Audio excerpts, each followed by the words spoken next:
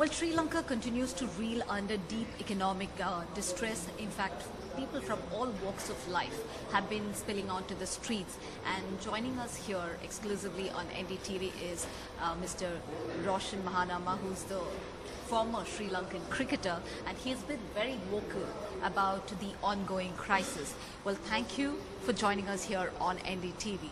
My first question to you is, have you ever experienced a crisis of this extent? First, Srija, thank you for having me. Normally, I stay away from the media limelight. I don't want to be seen promoting myself. I feel I've lived my life. I was able to achieve what I want to achieve in life.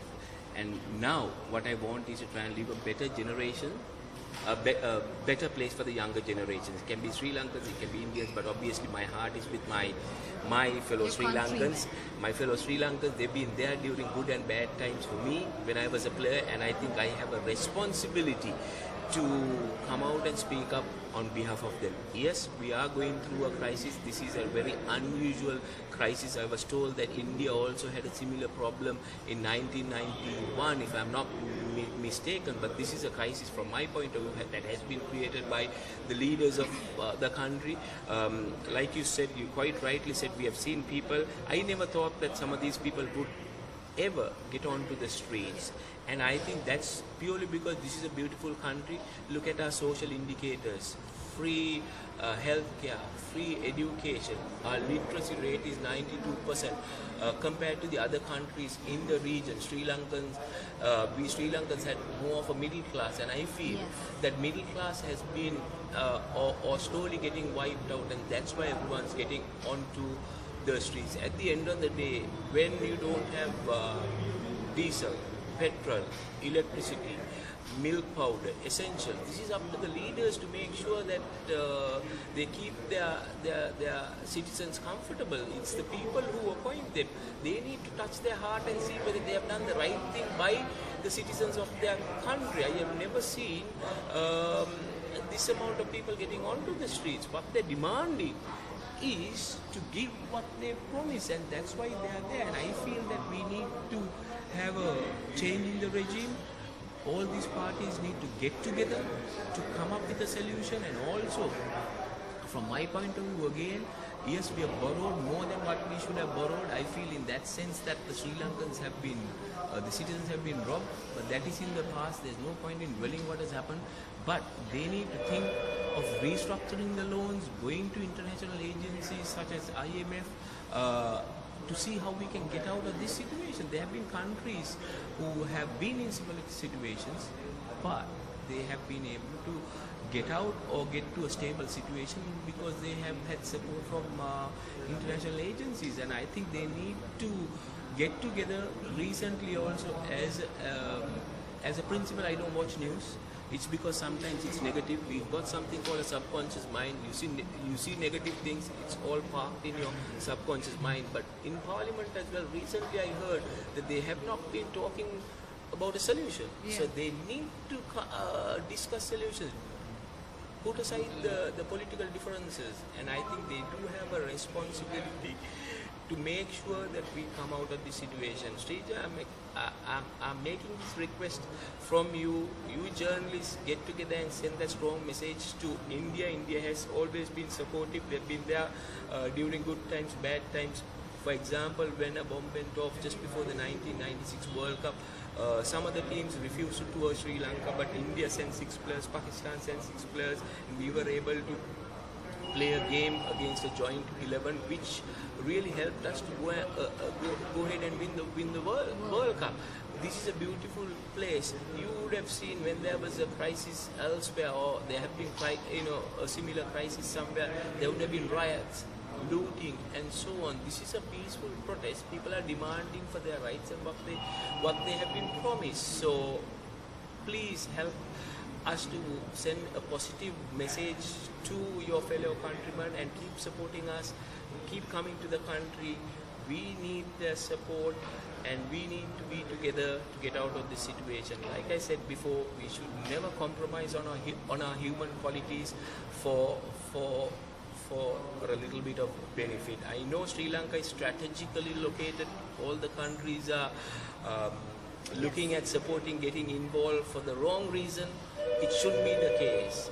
You help in that positive manner. First, help us to get out of this situation. And I feel that the leaders should be firm as well. We need to protect our country and do the best for our country. Well, you've been very vociferous about the fact that, how the country has failed you. And, in terms of the political turmoil that we are looking at.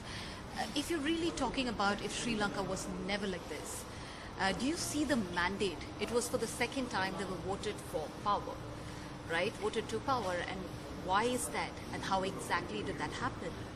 I told some of your colleagues as well, I'm not talking about a particular group.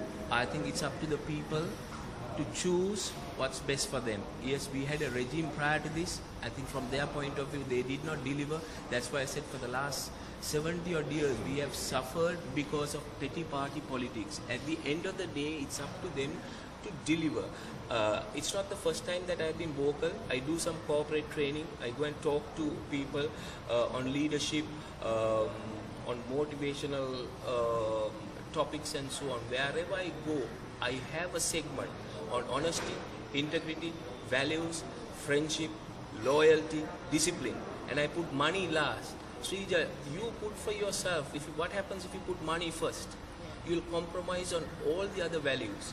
So what's important is if you are given a task, to do the task for the best of your ability. I always say this is something that I picked up from that great leader, Nelson Mandela. He says, first, be honest with yourself. Touch your heart and see whether, I'm telling this to all the leaders, touch your heart and see whether you've been honest with yourself and you've done your best for the country that has given you more or less everything. Well, absolutely. In fact, what do you have to talk about? You're seeing now people from various walks of life, whether it's a common man or you're talking about different fraternities, lawyers, doctors. Everybody is now spilling onto the streets. Their seething anger is something that cannot be ignored. So as far as the politics are concerned, the business is continuing as it is in the parliament. On the other hand, people are on the streets. Do you think very soon, even the fraternity in terms of cricket will also soon be coming onto the streets in support of the people of Sri Lanka? I'll leave it up to the others to take that decision. But for me, I would say that I'm a true Sri Lankan. Would you come out in the streets in support of the people? I have been doing that. I have been doing that in the last few days. What I was going to tell you, Srija, was that I can stay at home. I'm quite comfortable. I had an opportunity to go to Australia. I declined because I love this country. My father, my parents, who are my heroes, wanted us to live here. I've stayed here.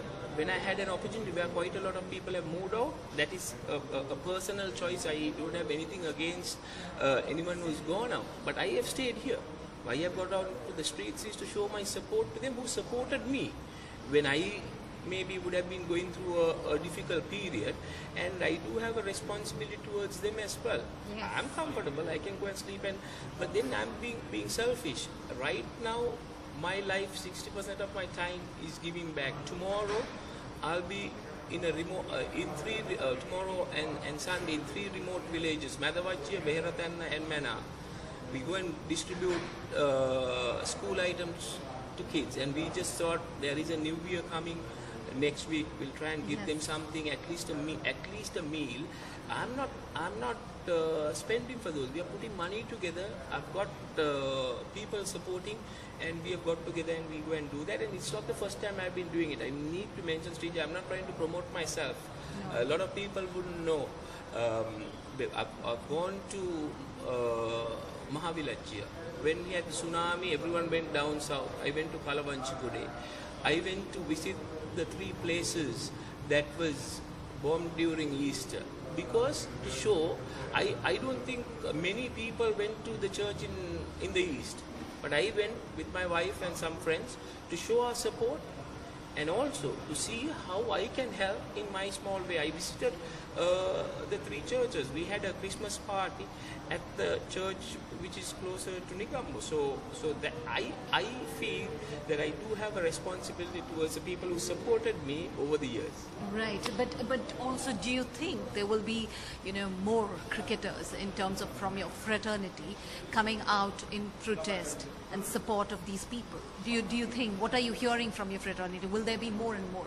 Quite a lot of people have already showed their disappointment, and maybe on social media some of them have shown, and everyone's talking about it. And my request to the politicians also: don't hold it against them. They have failed, so it is up to them to correct it and make things comfortable for these people. We do have a responsibility from a sportsman's point of view. If you don't speak up for your people who supported you over the years, then you're not doing the right thing. So please don't hold it against the people who are on the streets. They are there for you to take notice of it and deliver. True. What do you have to talk about, where, the entire Sri Lanka is today reverberating with the same slogan, Gota, go home. What do you have to say about that? That's why I said I'm not going to talk about individuals here. The leaders in general, I think from my point of view, have put us into this situation. We need a change of regime. That they need to think who's going to take control of it and run. We are running out of time. They are the people who are responsible in taking these decisions.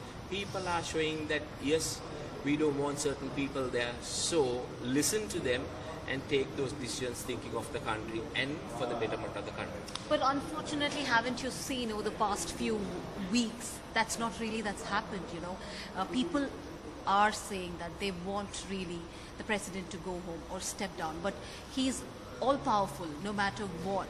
The cabinet ministers have resigned, but that's not really the message that's being translated over there. People continue to protest.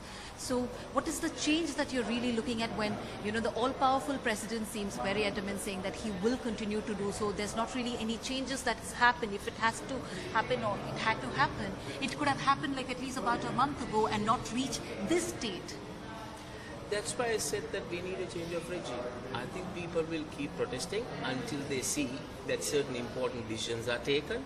That's my view again, and I will also say that it's important that we show our disappointment until they start coming up with solutions. Like I said, they need to start talking to international agencies. They need to see how we can get out of this situation. They need to see how we can restructure these loans and make things comfortable for the people. Until they see that, I feel that they will be voicing their opinion, because now it has come to a stage where they have realized, they have felt that they need to do that. One last question.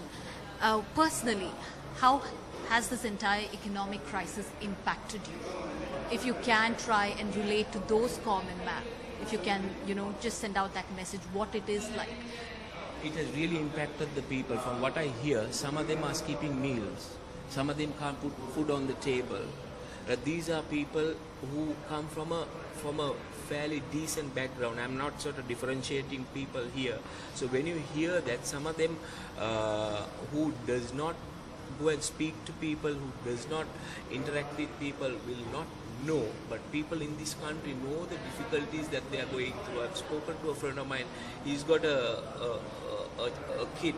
She's only 3 or 4 months, and he was telling me the difficulties that they are going through to keep her comfortable when we don't have electricity for 10-12 hours. So these are difficulties that people are going through. So this is what they want. They want the leaders to deliver what they promise. It's their responsibility. That's what they have said that they'll deliver. That's what they need to do. And when you talk to these people, just imagine when a kid says that he or she has come to school without having a meal. How would you feel? But for me, I can't handle it. Right? It is very, very hard. At the end of the day, we need to put food on the table. You need to have your basic stuff. That itself has been taken away from you, actually. And it has been, quite rightly said, it's been taken away, and that's why they are. And some of these people who are protesting, like I said, are people who who I feel are slowly downgrading from that middle class level, True. and for the others who are really helpless. Yeah, but personally, to understand, if you can tell us, because there are several people complaining about the rolling blackouts. People are saying, I'm waiting in queues, long queues for over 6 days, 7 days. They're going back and coming to the fuel stations. Have you personally had to experience? I have done that as well, and I used to stand in the line. Unfortunately, people have not seen me because it's my wife who's been doing that for me, because I feel if I go there, somebody will come and say, what can we do for you? I don't think it's fair. We need to be in that line. We need to be part of everyone who's going through the struggle, and show our support to everyone.